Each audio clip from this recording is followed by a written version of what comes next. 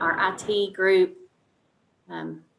Jeremy May from the governor's office, has taken very good care of us. I think the governor's winter task force is meeting at the same time as we are, so that caused a little bit of difficulty.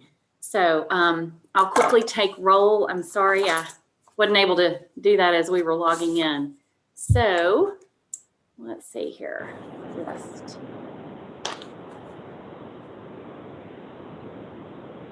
The 870 number, is that 870-904-1856? Let's Lane. I thought so. Thank you, Representative Jean. I just wanted to make sure that you were on. I knew you would be on by phone. And we have Jim Hudson in for Secretary Preston. Hi. We have Larry Walther here from DFNA. Secretary Cook. Senator Bond, Senator Irvin.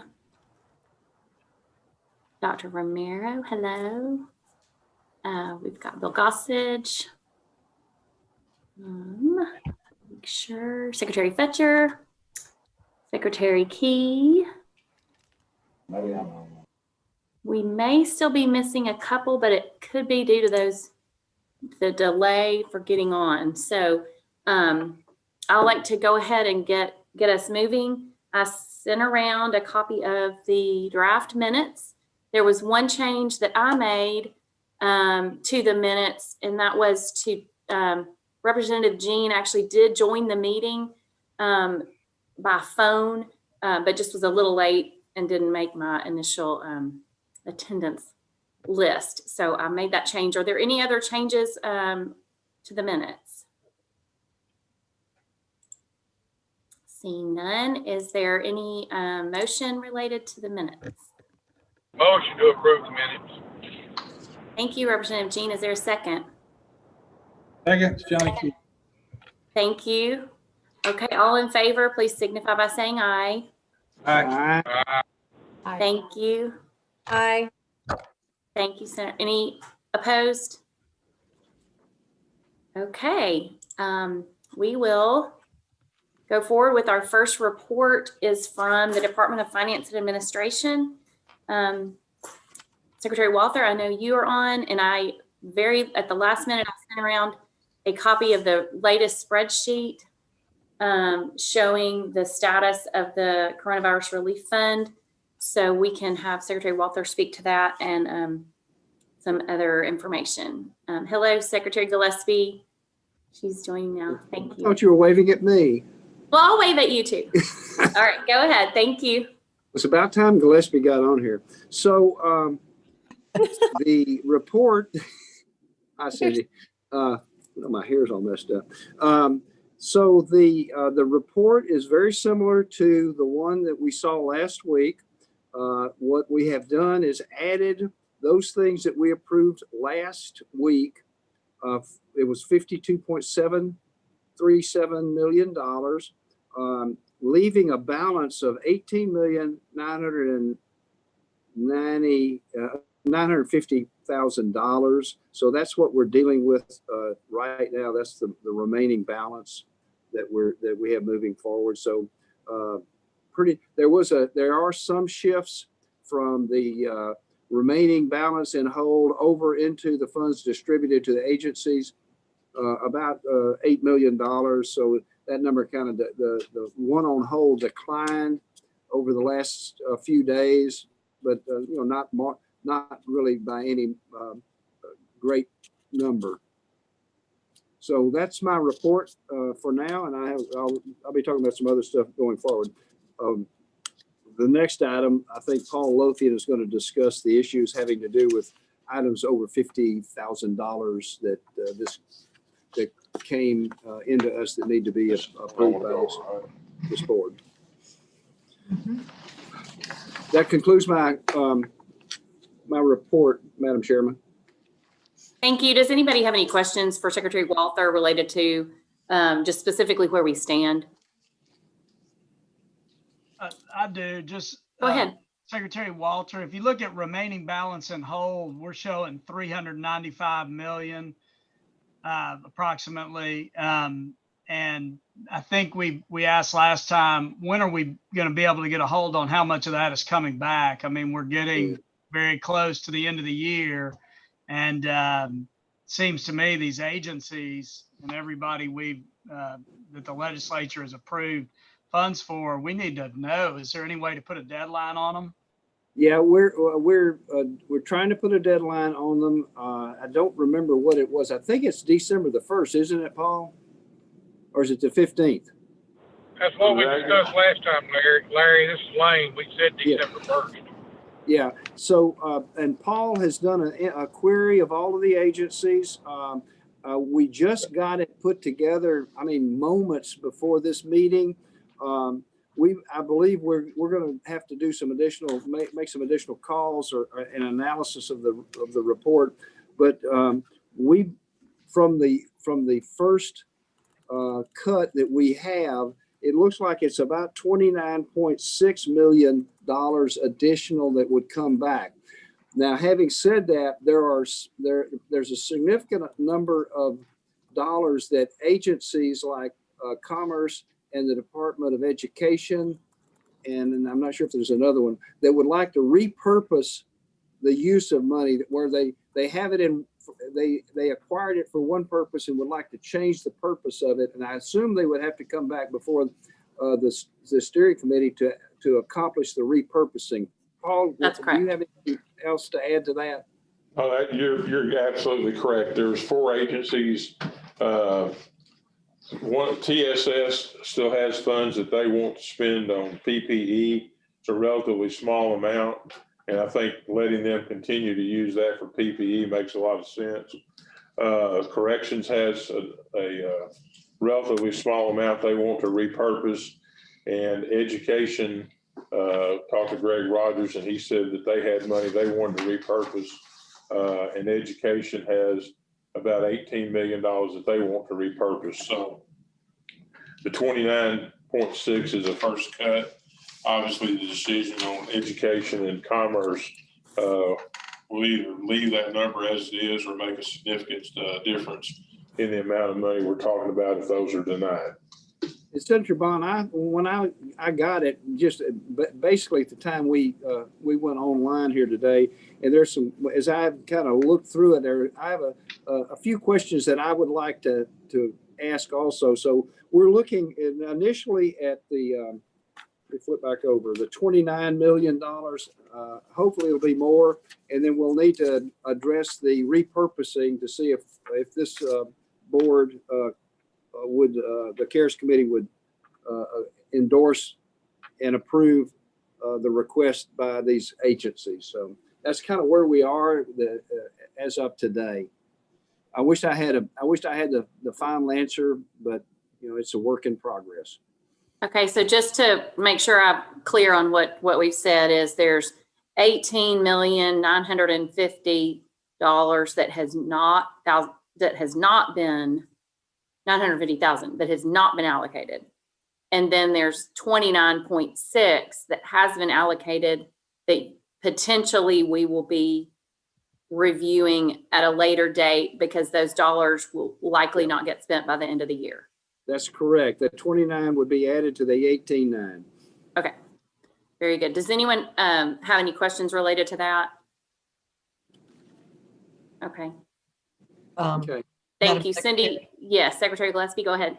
Yes, I just thought I would chime in just to kind of explain something to Senator Bond.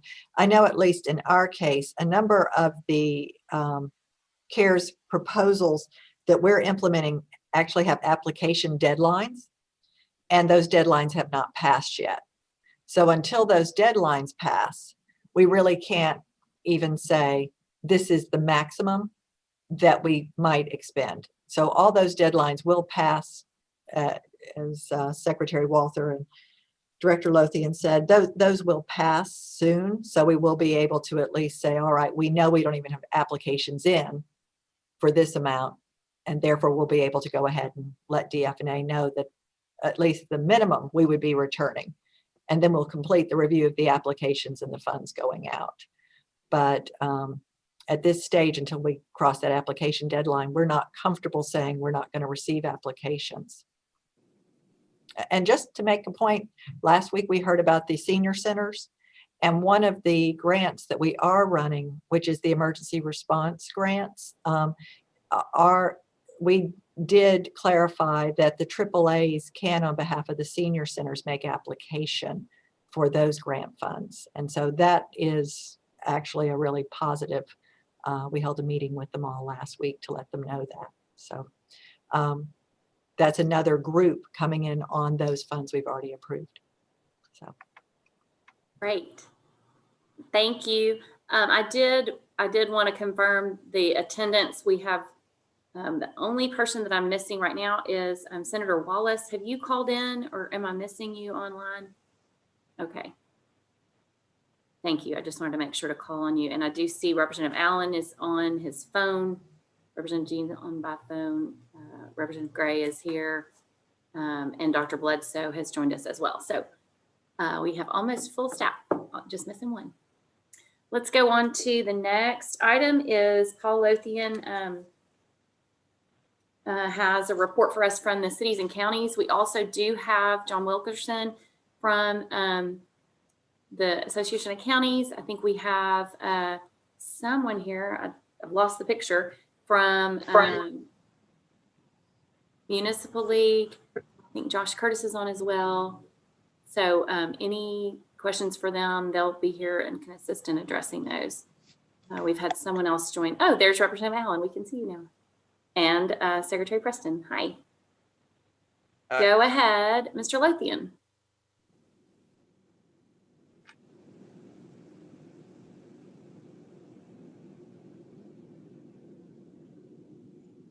Paul? DFA, y'all have to open up your mic. Thank you. Can you hear us? We can now, thanks. Okay. To start this off, I've sent a late schedule out that has some green bar graph on it and some totals for the cities and counties. If you'd like to go over that real quick, it gives the dollar amount of applications for the cities and the counties, and the total amount of applications that we've received to date. That's 144.7 million in total applications. We had allocated $150 million in funding for the cities and counties.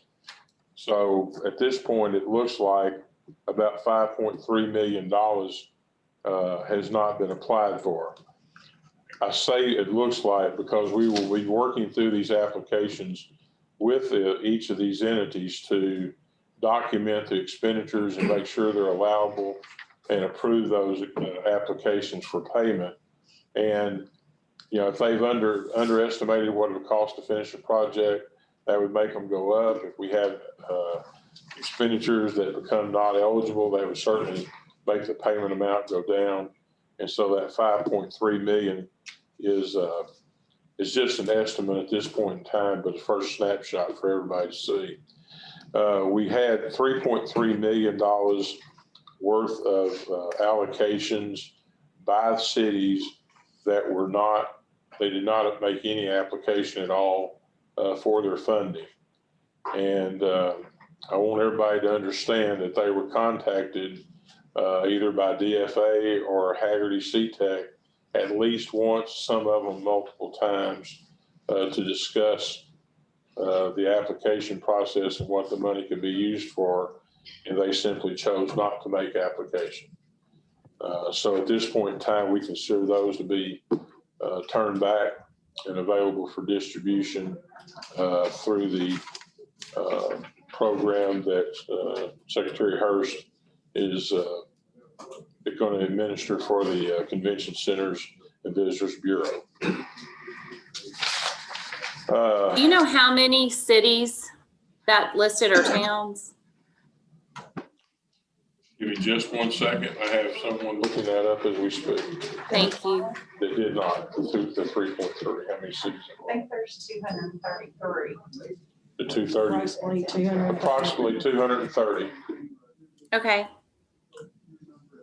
I tell you what we'll do, we'll send you a list tomorrow Thank of you. the actual cities and the dollar amounts associated with those cities. I appreciate that. I'll circulate that to the committee. So if anybody wanted to reach out to those cities just to verify. Representative Jean, are you trying to ask a question? Yeah, I've got a question. There's 500 cities, so I guess less than half filed for an application. Is that right? It'll be a little more than half, about 265 or 70. Okay, I thought you said 230. Okay. 230 did not. Oh, okay. I got you. Oh, all right. Thank you. Yes, sir. Did somebody else have a question? I think not. Go ahead. Thank you. Okay. The other thing that I would like to do is go over the list of requests we have that were greater than $50,000 by a project that was greater than $50,000. And I have to apologize on the front end. We gave you a list that included those that they were looking at in the office here of an aggregate amount within a category. And I think that what we asked for permission wise was per project, regardless of whether there was 3 of these projects in a certain category or not. And so I have a list that I'm going to go down. If y'all will have them on your list, and I will give you the ID number of the request. And it's going to be substantially less than everything that's on that list. And as I said, that's because we're really truly looking at a project that's more than $50,000 on a standalone basis is what we agreed to bring to the committee for its review. So having said that, we'll start with the City of North Little Rock, application number 11. It is for enhancement of telework capabilities. The cost incurred is $74,989, and we recommend approval of that application. Do we want to go through these individually, or do you want to have us consider these as a group? I mean, you can mention them individually, but then we might have a motion at the end. What's the will of the committee, or what is your recommendation, DFNA? My recommendation is we go through them and batch them, and if there's any particular one you want to pull out at the end of the listing that I provide, then we deal with those individuals that might want to be pulled out and vote on the rest. That sounds good. Okay. Go ahead, Senator Irvin, yes? Just a quick question. Are you going down these, are you going down these, the report that you sent, is this the CTC review portal applications? Is what you're talking about? Yes, ma'am. Okay. And the second column has the ID number. Tell them to look on the second page. We I- removed all of one. Okay. So it may be on page 2 that you see the first application. It'll say app-11 for the City of North Little Rock. Okay, so we start on page 2. Okay, what about the ones on, are we gonna go over those or no? Page on all the ones on the I just didn't know. I think they have a different copy. They do have, you do have a different listing than what I have. But let me say this again. My staff compiled this list that we sent out late yesterday afternoon. And they compiled it based on the concept that if you had 3 projects within a specific category, and those 3 projects added up to $50,000, then they needed to be on this list for approval. When we came to the committee and asked for the approval process, we asked for it on a per project basis, regardless of what the number was in that category. And so I found this out about 3 o'clock this afternoon, that we had that snafu in what we sent y'all. So what I have is a list of those that are $50,000 by project. And I would like to ease through the application or the spreadsheet that you have give you an individual application number and discuss that, understanding we will be skipping through some of these others that we should not have provided you on the list to start with. Does that make sense? Yeah, it makes sense. I knew that we were doing this. I was just didn't know if we were skipping around or we were going, you know. They getting should be in order through it by category within the list you have. We may skip 6 or 8 of them at a time to get down to the next one. Okay. Hang on just 1 minute. Do you have the full application that they have? The full list that we sent out yesterday? Okay, let me have it. So let me try to ease through this and be able to tell you how many to skip down. It's the whole page. Will that work? Thank you, Paul. I'm sorry for the confusion. We didn't have time to redo the list. So we're going to start on page 2 with the City of North Little Rock application number 11. Does that make sense? Yes, sir. Yes, Okay. that's And we've fine. gone- Okay. And we've gone over that, and it has, in the project definition, it has a little more information there than what I gave. But it's all about telework. Okay. And then the next one is the City of Bella Vista. It's application 143. It's expansion of telework capabilities to support COVID-19 health and safety protocols. The dollar amount is $70,285. And we recommend approval of that one also. Next one is Harrison, application 185. Increased telework capabilities for administration department for COVID-19. It's a total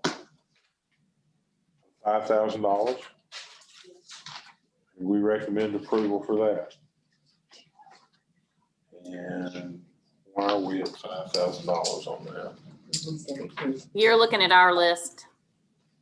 You said it was by category. So all For all of Harrison. Okay, so we're going to see that Harrison has multiple applications that will total up to some hundred and probably $40,000.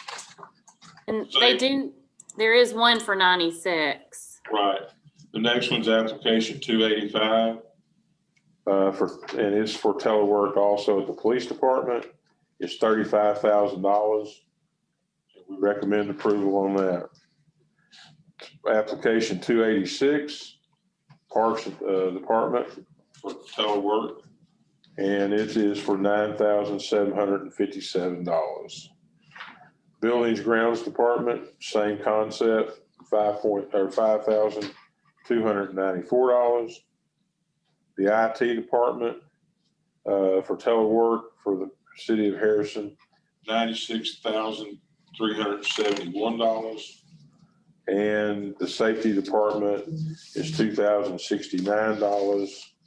Street department, $2,147 or $2,147. Turning the page, water department is $29,000. Fire department is $21,000. The accounting department is $4,500. Human resources is $8,765.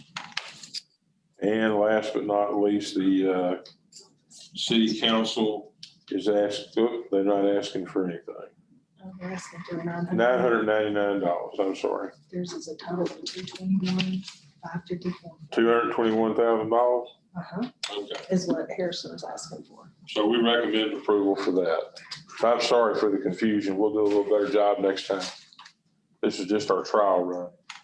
Can I ask a quick question? Sure.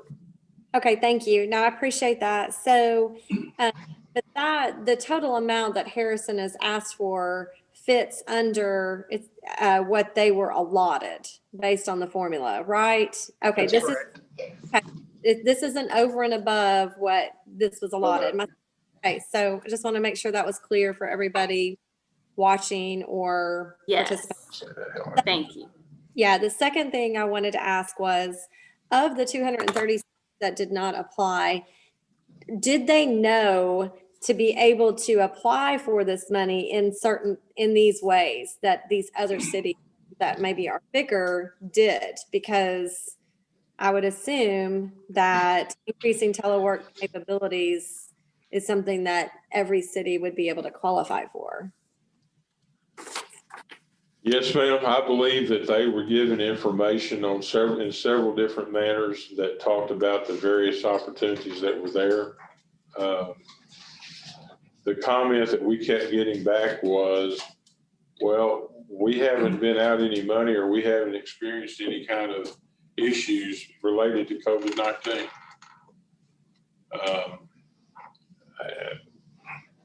I don't know what to say. I know that CTEC worked with them. I know my staff made phone calls themselves. I even did some phone calls myself. So. And if I may interject on that, that was one of my concerns, was that most of these requests are coming in on a reimbursement basis. And I wanted to make sure that if there was a city or a town or a county that couldn't make the purchase up front and get reimbursed, we did set up a process for them to make a request for advance payment with a certification, a contract, a document promise back to DFNA with the receipts and all of that. So all of that information has been shared with the cities and counties.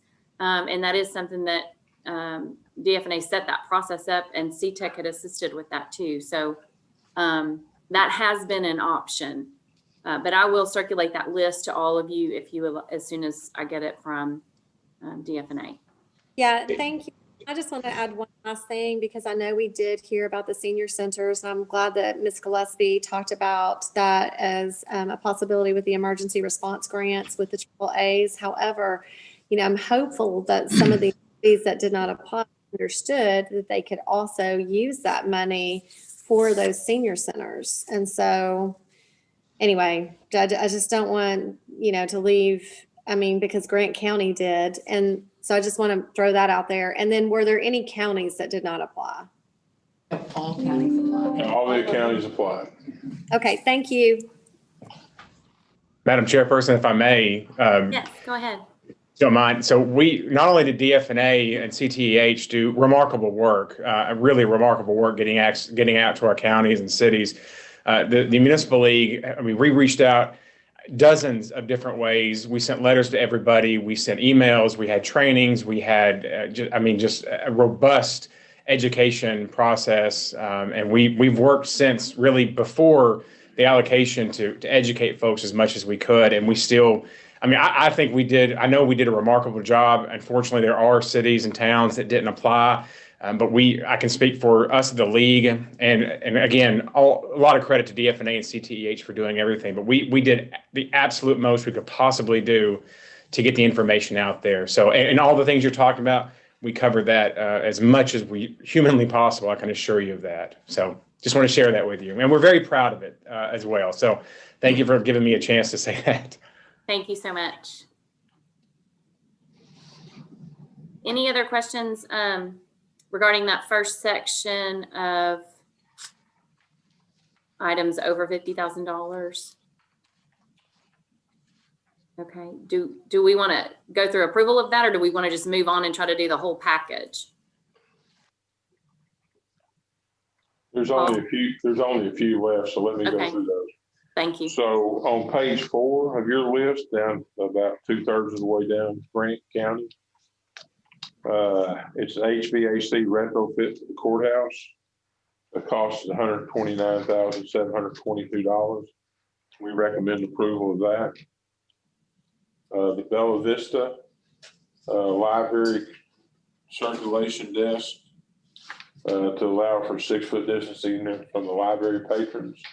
$19,976.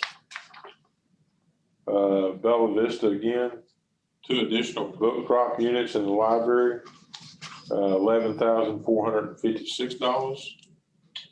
a library carpet cleaning prior to reopening after it's been closed for cleaning from COVID-19 health precautions. And that amount of money was $1,210. And then Grant County, a temperature measurement recognition terminals for $18,932 for the courthouse. We recommend approval for each of those items also. Thank you. Does anyone have questions?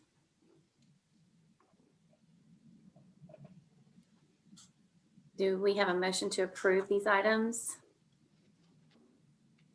I will move. Secretary Walter? No, I think the Senator Irvin wanted to. Senator Irvin, did you make a motion? Yeah, motion to approve. Thank you. And I'll be happy to second that motion. Thank you, Secretary Walter and Senator Irvin. Any questions or discussion? Let's move on to the vote. All those in favor, please say aye. Aye. Aye. Any opposed? Okay, thank you. The motion has passed. And then I did want to ask Mr. Lothian and the committee as well to consider how we want to handle these in the future, because we will be having more. We don't have a whole lot of time.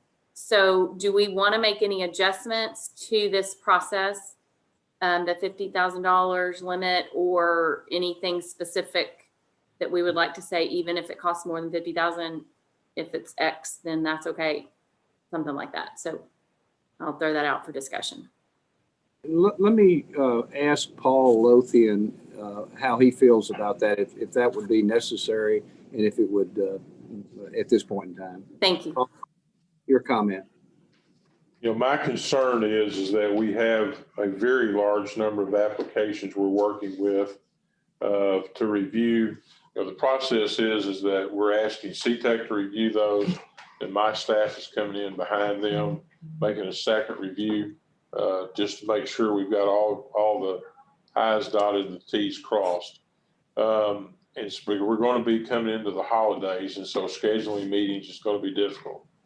I wondered if we could do something electronically where we get a list that's ready to be reviewed and approved. If we could send that to the Secretary Smith, she send that list out and ask for it to be reviewed and approved or denied with a 48-hour or so turnaround, so that we can keep the process moving through the time period that we have left, and maybe look at adjusting the dollar amount to $100,000 instead of $50,000, or some combination of that, so that we can do two things. We can move forward quickly. We can have documentation that it's gone through the steering committee, and we can approve the payments and get the money back out to the cities and counties as quickly as possible. Thoughts from the committee? Senator Bond?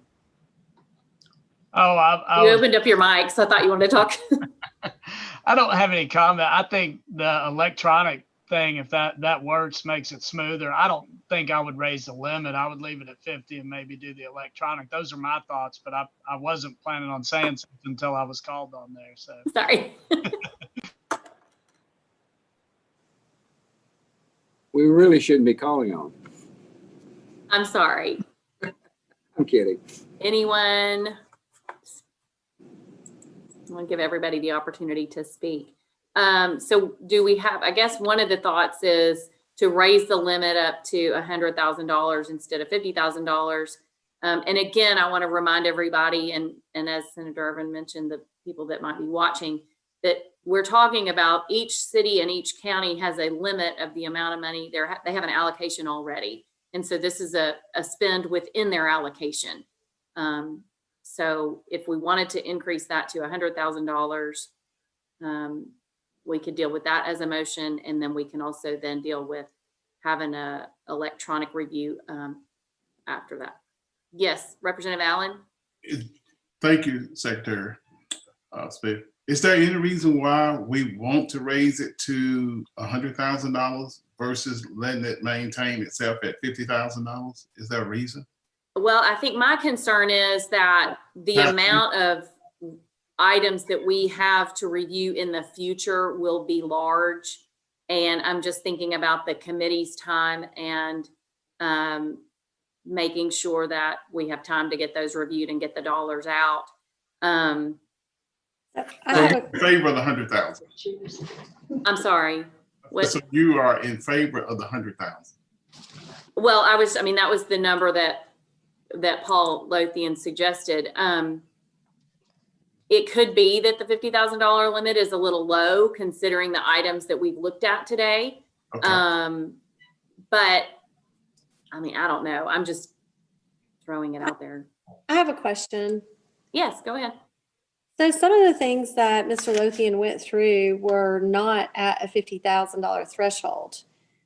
So I'm kind of confused why, that was listed on the report. So like app 185, it was $5,720.22. Like, I think if it's below 50,000, we don't need to look at it. But if it's above 50,000, right? Yes. I mean, just I think they made a mistake when they pulled the report.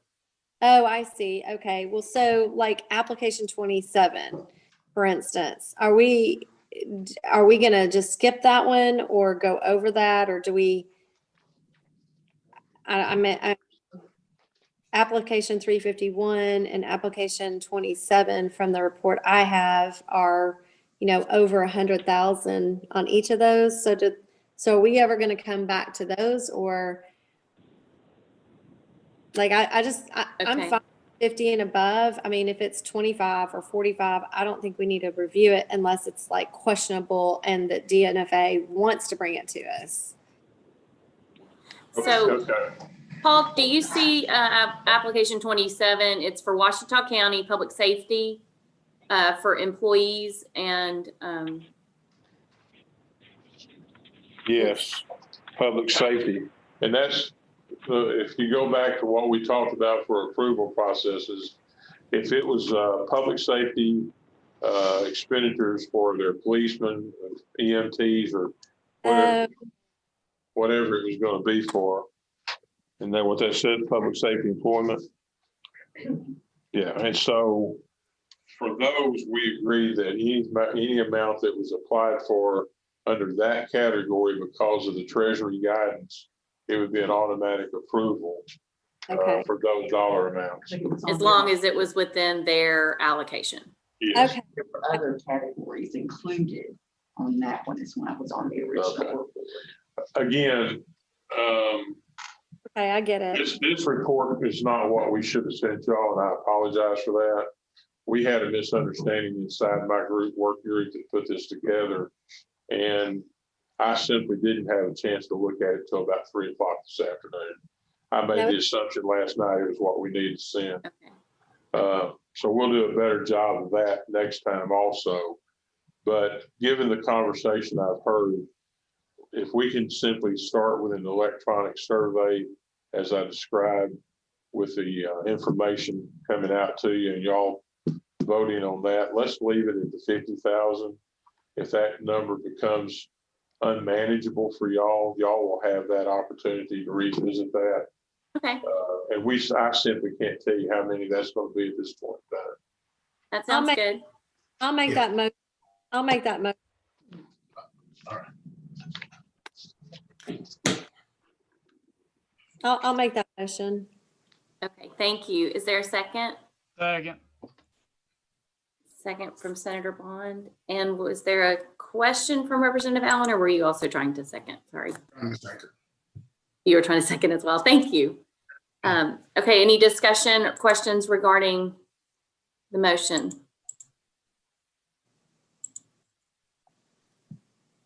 Okay, all those in favor, please say aye. Aye. Aye. Any opposed? Thank you. Okay, so the motion has passed. I appreciate that. That will streamline the process. And I'll work with Paul Lothian to make sure that we have get everything to you as quickly as possible. Is there anything else from DFNA? Can I address number 4 in advance, or go ahead into number 4? I'd like to address it before we before we do anything with it. Yes, I thought Paul was speaking. I just wanted to make sure we were finished with. Oh, We are, I'm sorry, it's I internal. thought we were. Okay, go ahead, Secretary Walther. Okay, number 4 is a request from the Arkansas Supreme Court for plexiglass dividers. I would suggest that we could put that on the pre-approved list and let DFA pay for that, and then we wouldn't have to go through any other, them submitting it and getting reimbursed, and we'll just pay for it out of the money that we've already been allocated. So I would make that recommendation on number 4. Thank you. Motion. Now, I'm sure the Supreme Court would not object. I didn't talk to her.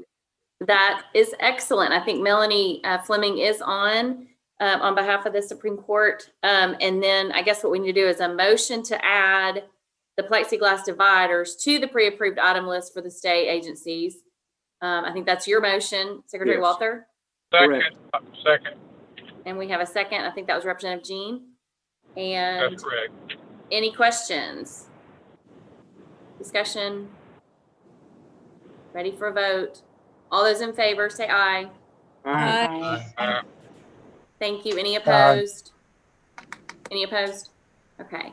Thank you. Okay, the motion is passed. That is great. I appreciate that, Secretary Walther. We'll make sure y'all already have that request, so you can get it paid. And I did want to let everybody know, I inquired about the plexiglass dividers that the legislature has. And Melanie Heslip actually contacted them to see if those funds, if we needed to utilize our funds to cover that. And they had another source of funding, so we're not utilizing, they're not making a CARES Act request to cover those plexiglass dividers there for the legislature. Okay, so if anybody has the need for that in their offices, we could utilize them. Okay, item number 5, I appreciate Dr. Romero for joining us today. We've had a number of questions related to the vaccine, and we also have Stephanie Williams here to give us an update too. So Dr. Romero, go ahead. You're on mute. Can you open your microphone? There you go. Okay, thank you. 77 months into this pandemic, and I still don't have this down yet.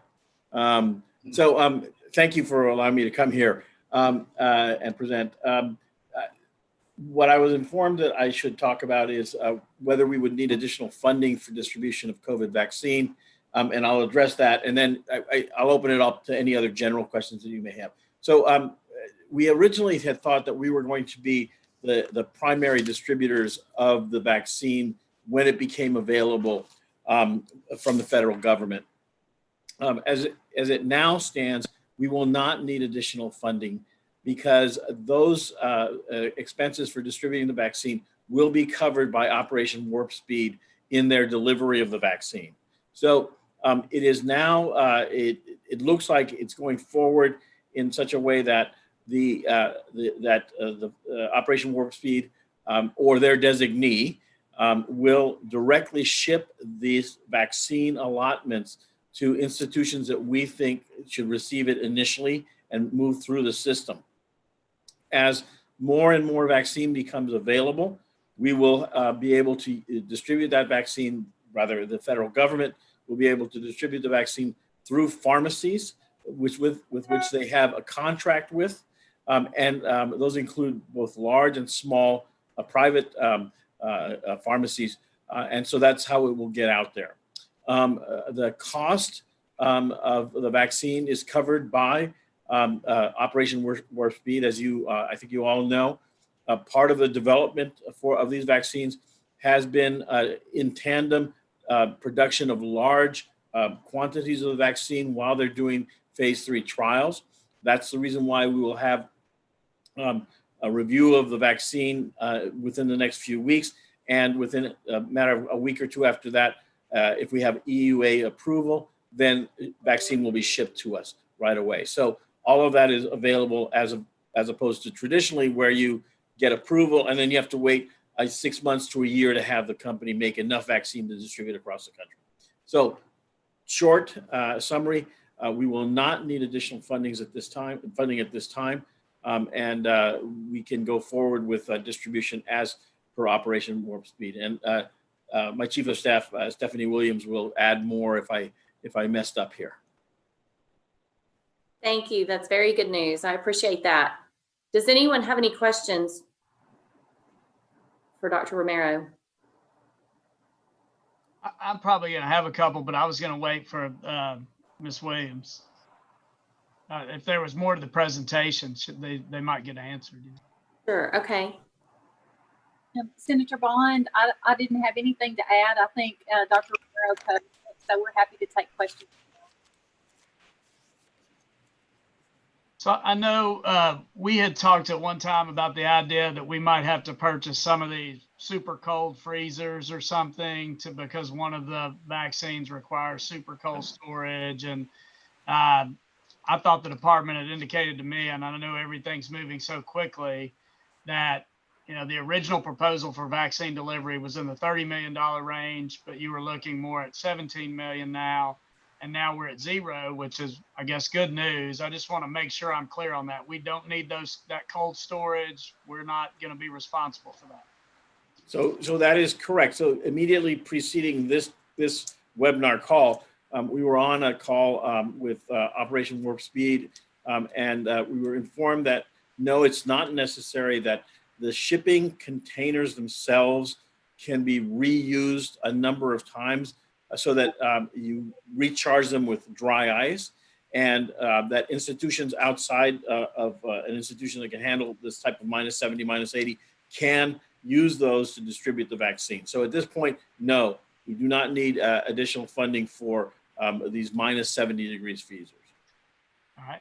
Then my follow-up is, if you look, and y'all may not have seen it, but on the printout that we get from DFA about what money has been spent and what's on hold, if you look at the Department of Health balance sheet there of the things that we've approved, and it starts on, I think, page 3, there's a significant amount of money in excess of $68 million remaining balance in hold at DF&A that the legislature had approved for the Department of Health. So when are we going to have an update on that? That's a significant amount of money. I will let Chief of Staff Williams discuss that, please. Thank you, Mr. Secretary. Yes, sir. We've received 9 awards from the Care Committee. 8 of those are active. One of those was returned and not drawn down. That was the Black Hall of Fame award for $300,000. I believe that still shows on your report. That's money that will not be utilized and will be turned back. The others, for the most part, we anticipate that we will expend all of those dollars. We recently provided an update to Mr. Lothian, and I think based on the numbers that I have, in addition to the $300,000 for the Black Hall of Fame, we also anticipate that the Northwest Arkansas Council may end up with a balance of around $500,000. Also that the Minority Health Commission, the project to provide support to the Marshallese community for funeral expenses, they have indicated that there's about $100,000 there that they will not expend. The deaths in that community have decreased, which is a really good thing. And then also the Health Equity Response Team proposal, which funds mobile units to do testing. This is for the Arkansas Minority Health Commission mobile van, as well as the NYIT mobile van. There is probably about $202,000 there that they think will be returned. So we anticipate it to be just over $1 million. $1,102,000 is what we think we will be returning at this point. All of the other awards, including the larger awards to the Department of Health for the primary response, we do anticipate that we will expend those by year end. Now, the one addition I would make to the question about the refrigeration, we have purchased additional freezers for the public health laboratory. So those would be available for us to use, those with ultra cold, if there should be a need. We don't have max utilization of the storage space in those freezers at this point. So you do have that adequate capacity. All right, I appreciate that. Just one other follow-up. I mean, if you look at the contact tracing supplemental funding proposal, it looks like the entire 16 million is still sitting there, I guess. It hasn't been distributed yet, or am I reading the chart wrong? DF&A may want to clarify there.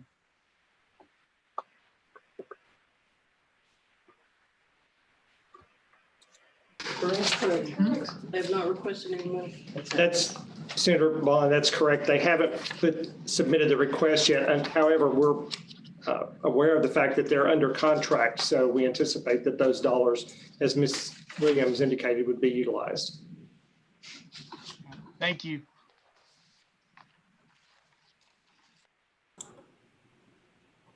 Thank you. Is there anything else for the Department of Health? Any questions for Dr. Romero or Stephanie Williams?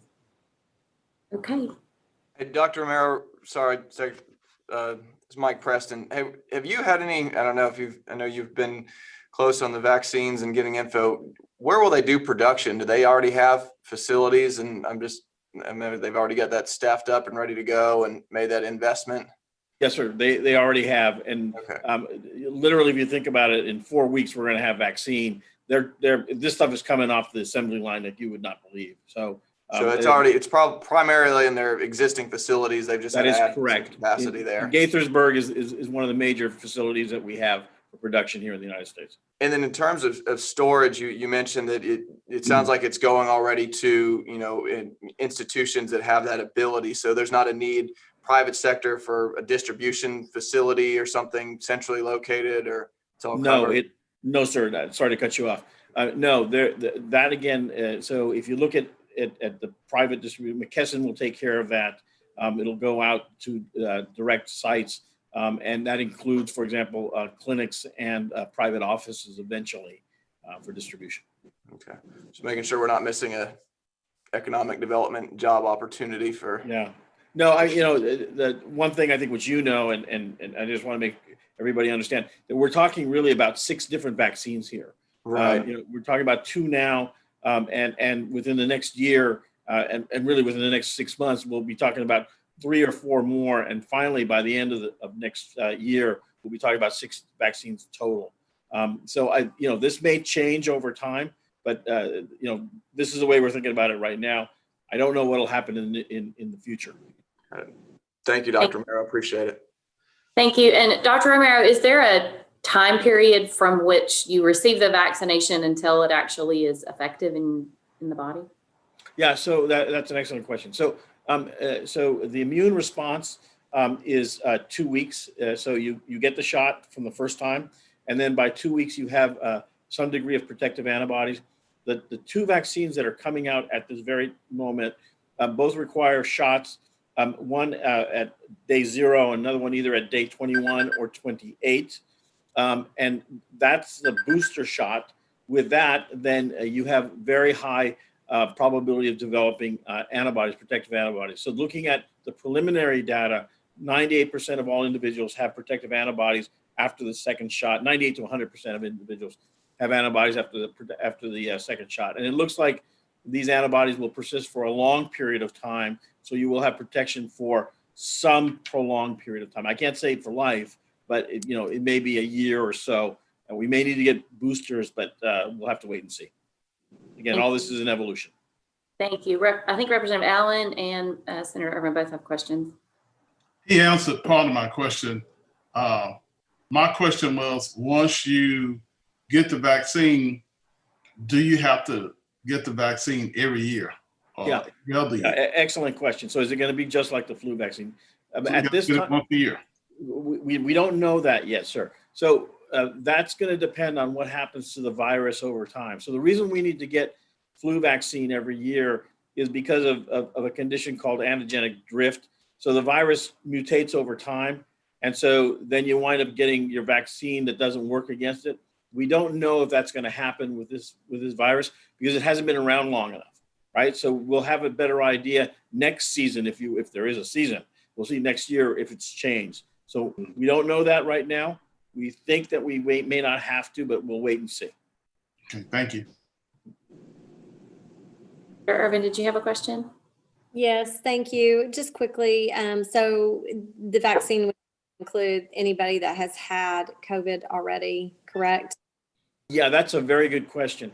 So at this time, ACIP, that's the Advisory Committee on Immunization Practices, and you know that, as you know, that I'm the chair of that. We are discussing that at this time. We have not made a final decision about that. So I can't tell you that definitively that everybody will get it regardless. I think it will for the simple reason, this is the simple reason, because it's going to be real hard to sort out everybody at one time. And so it's just better just to get everybody immunized and we'll worry about it later. Okay, and then my follow, also, as far as like, we don't get to choose, what vaccine is sent to us, right? And so it's going to be like a combination of different vaccines from Pfizer, Moderna, and whomever. And then again, it's kind of, here's the vaccine, and it's not going to be by choice which one you can't choose as an individual which one you're going to get, right? That is correct at this time. So, Okay. so yes. So, and that was, I think I brought that up and you were correct this morning. So this current allotment, we will probably have 2 vaccines available within very short periods of each other. The federal government will decide which one we're going to receive. Now, my thought is, this is the way I'm thinking, just it would make sense, would be that for states that have large metropolitan centers, you may want to use the vaccine that can be stored at -70 degrees because those centers have that possibility to do so. Rural states like our own would benefit more from getting the Moderna vaccine, which can be stored at regular temperatures, and we can get it out into the rural part. So we'll wait and see. But logic doesn't always prevail in making these decisions. Thank you. I really appreciate the work y'all are doing on that. Thank you. Thank you. Thank you. Any other questions or discussion? Okay. Thank you so much. Our next item is Secretary Walther again from Department of Finance and Administration. I've lost you. There you are. Yeah, Your little squares move around. And a comment from that last discussion, my good friend, Secretary Preston, has no shame when it comes to economic development, and I love it. No shame, Preston. Is he dropped off? I got to take every advantage where I can. I love it. You're a good man. Good job. Okay. What I'd like to do, I'm going to make a motion. I'm going to start with a motion, tell you what I want. And then I'm going to, I've got some notes that I want to cover and why we want to take this approach. So as you can see from the item number 6, I'm requesting up to $33,500,000 for transformation and shared service proposal for cybersecurity and data center optimization funding, but it's contingent upon the extension of the time beyond December the 30th, 2020, and that funds will become available. So it's both of those criteria have to be met in order for us to move forward with it.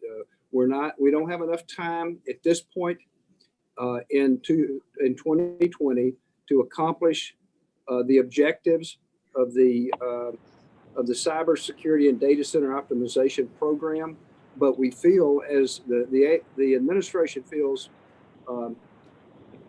that this is a very important thing that we would like to accomplish, and to the extent we can do it with CARES money as they become available, we're recommending that the CARES committee approve this approach. I'll second the motion, Lane Jean. Thank you, Elaine.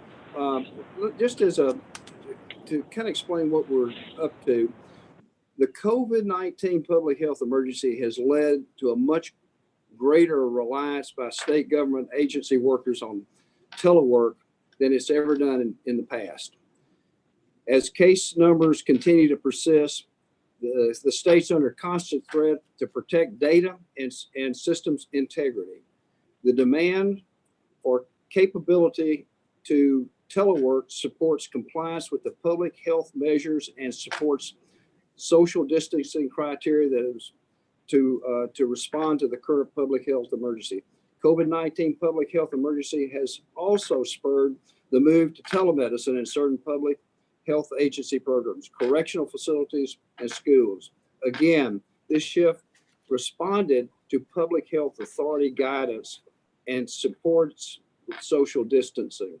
But with this greater reliance on state agencies on telework and telemedicine comes a greater vulnerability to state information technology infrastructure, to outside threats of all kinds. Critical new components of this risk are the protection of employee and patient information and general greater vulnerability brought to the state IT system by the greater reliance on a large number of outside users accessing our systems, that's us, and as a result, the shift in employees and service recipients to telework and telemedicine.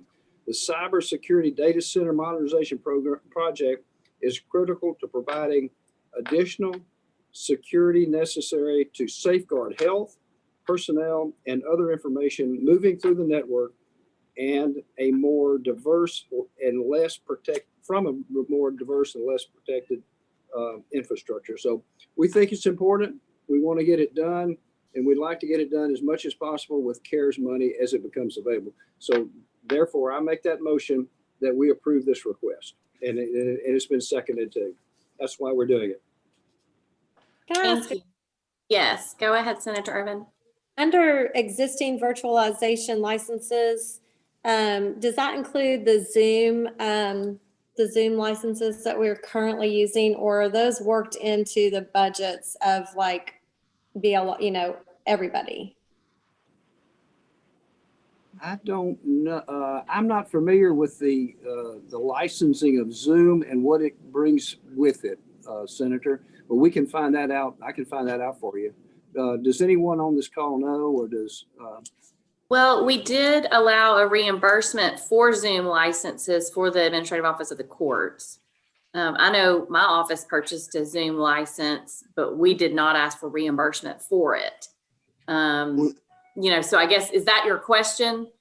Yeah, the reason, is because your basic plan, only allows for like a 40-minute meeting or something like that. And so that's to the free user. So we've had to purchase those licenses for like our work here in the legislature. You turn that down, I'm gonna have to talk. So that was just the question I had, if that was going to be included in this, or is that just rolled into the agency's budgets? Because like, for instance, BLR, Bureau of Legislative Research, they're the ones that set up our Zoom. They have a Zoom license, and they're having to set that up for us for like committee meetings and things like that, so that we can have these meetings. So I just didn't know if that was under that list or not. Excuse me, I'm sorry, this is Keith Leathers. Can I be recognized from Please, AOC? sir. Go ahead. We have Zoom licenses to conduct court hearings in the courts themselves, and we have the U.S. government, the gov.zoom licenses, and we only ask for, I think it's a little less than $50,000. But it's not the normal Zoom licenses that we use here. We got the .gov licenses, which allow more users and more time for these extended court hearings that we have to use it for all over the state. Yes, thank you. And we did approve that reimbursement last week. Thank you. Madam Secretary, yes, Paul Lothian, have we had additional requests for Zoom licensing? And what would your thought be about the approval of that through the CARES money? To my knowledge, we've not had any other requests, but certainly because it supports the social distancing, and or the telelearning, whatever it happens to be. It'd be an approved expenditure if it was requested. Thank you. Yeah, I bring it up just because I think it's really important because AOC has to have that and is using it, but I think it's, you know, something that we in the legislature also have to have and are using it. So that's why I asked. Thank you. It makes sense. So we need, I guess we need to discuss that. We may need to get that word out so that they could get reimbursement. But we don't have a lot of time. Thank you. If I could be, Yes, go ahead, Secretary Glenn. just to make sure I understand what's being said. So are you saying that the Zoom licenses you're thinking of adding to the pre-approved list? We didn't say how we would do it. I think that's what we need to look at. Paul, what do you think, Paul? I'd like to have an idea of So, the dollar amount would be, an estimate of that too. so let's finish the first. We have a motion on the table related to Excellent point. the cybersecurity and a second on that. And I think there was a question about whether, I think what Senator Irvin was asking was if this funding would cover the Zoom licenses. And oh, that's not, okay. No, yes, that was my question, but it's Okay. clear discussion that it does not. So Right, that's it does not. that 2.25 million. So yes, we need to vote. That was my question, if it was included or not. If it seems like it's not included, I think I would like to bring it up as a second discussion point after we vote on this matter, which I'll be a yes. Okay, thank you. I appreciate that. Okay, any discussion on the motion related to cybersecurity and data center optimization as stated by Secretary Walther? Yes, of course I do. This is a proposal that I've opposed, I think, from the beginning.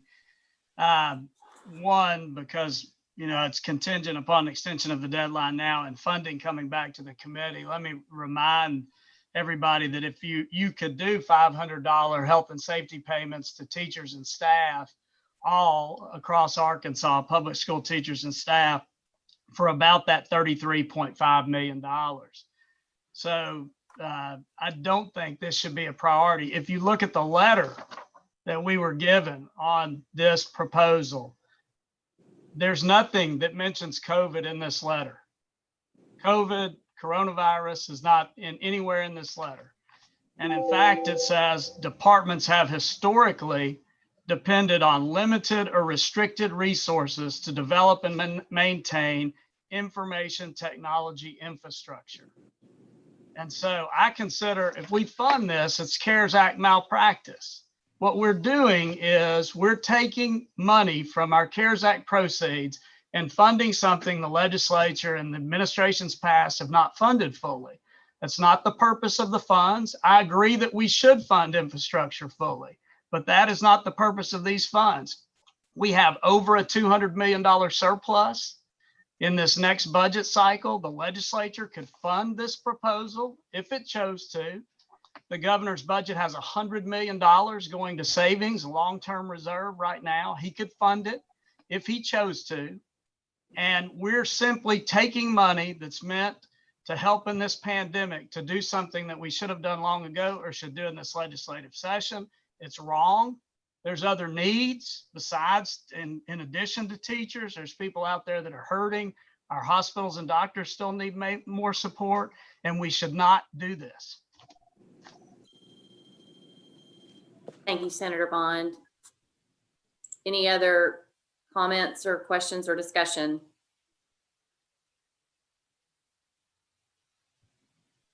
Yes, Representative Allen? Question. Yes. Due to a limited amount of time, will they be able to spend this money by the end of December? The proposal is to only do it if we get a delay in the date. So that's not a question of this motion. In other words, this will be done next year, pending, depending on the federal government extending the date beyond 12/30/2020. Does that make sense? Did you understand? Did you hear that, Representative Allen? I did. Okay, good. Sorry. I thought you were mad at me. No, You disappeared. no. My doorbell was ringing, so I was trying to see who's at my door. Okay. Okay. So yes, that is part of the motion, is that this would be contingent on an extension and contingent on the funds available. Any other issues or questions? We have a motion. I'll just ask again, where does, in this letter, there's not mentioned COVID or coronavirus, and that's the proposal, and we're fixing to fund it. Or it appears we're fixing to fund it. How are we doing that? How is that appropriate? I think the way I described it, my justification does tie it to the coronavirus, and the need is we believe meets the criteria of the COVID of spending the money in the CARES Act.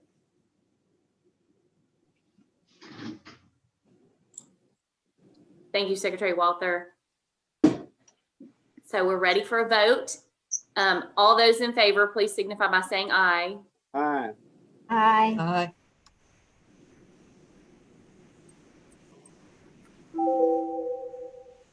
Okay, any opposed? No. No. No. No. Okay, so I think I had 3 no votes. And I think the rest of the votes were in favor of the proposal. I just want to make sure I've calendared those correctly. Representative Allen, Senator Bond, Secretary Gillespie. Is there anyone else that I had as a no vote? It was actually Representative Gray. Representative Gray, sorry, on my little picture, you're on top of each other in the box, and so I couldn't see which. Okay, sorry, thank you. Yeah, I heard Secretary Gillespie say yes. Yes, I would. Thank you. Okay, Yeah. so Representative Allen, Representative Gray, Senator Bond were no. Was there anyone else? I'm sorry to call y'all out to have this, make sure we get everybody. Okay, well, I think we do have a majority of the motion does pass. Thank you very much. Thank you, Secretary Fetcher, for bringing this to us. Thank you, Secretary Walther. Yes. Thank you, and I thank you too.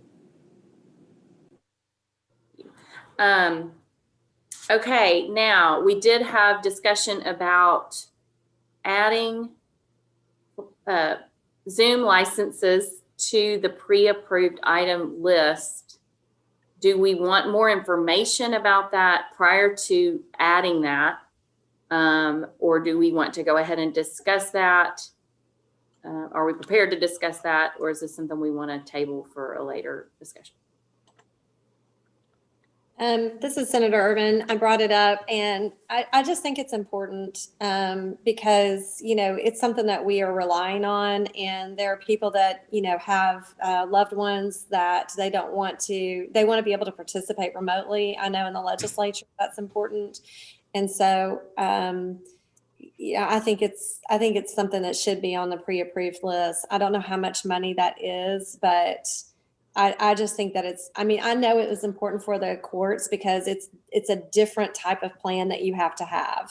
And so it's going to be more costly to be able to utilize that. But I think it's an important thing.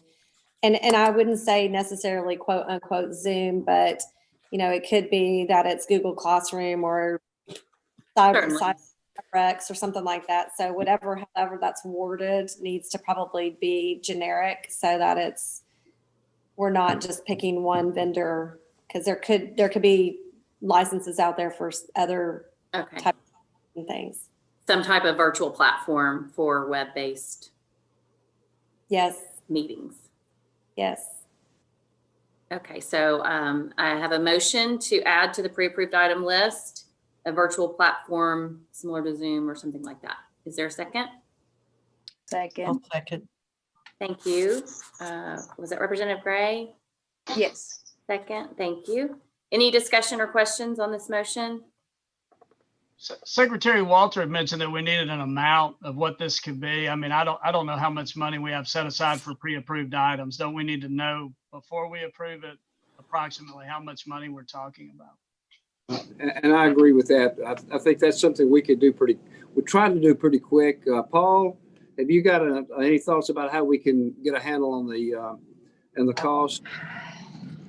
I think we'd have to survey the agencies. We can do that tomorrow. See who has them, what has a need, or who has a need, and what the price is.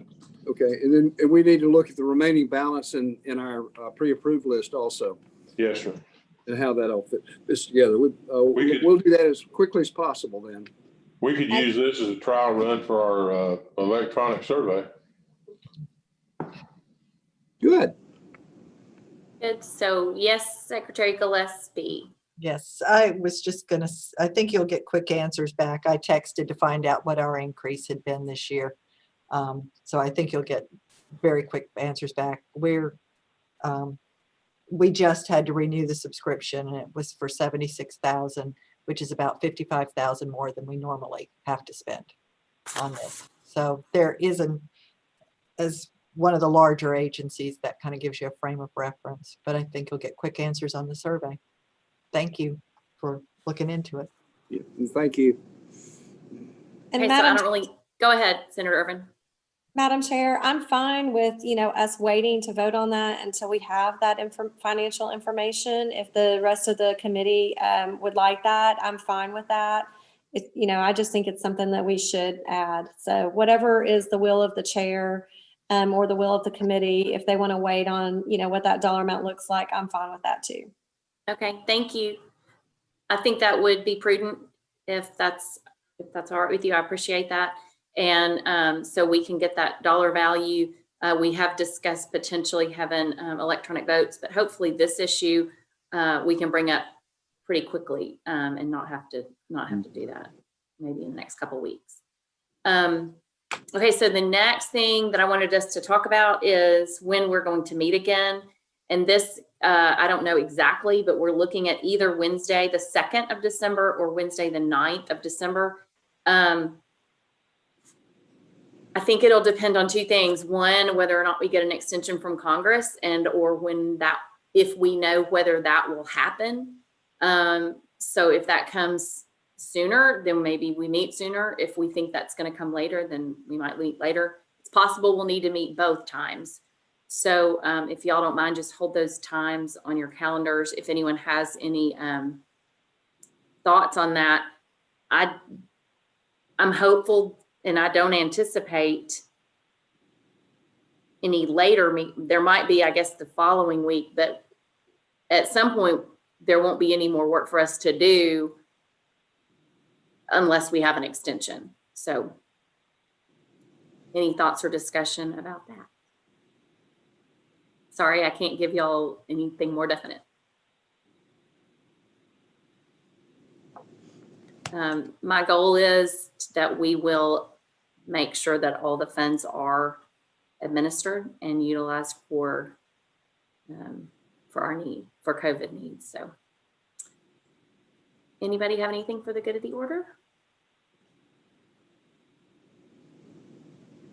Okay.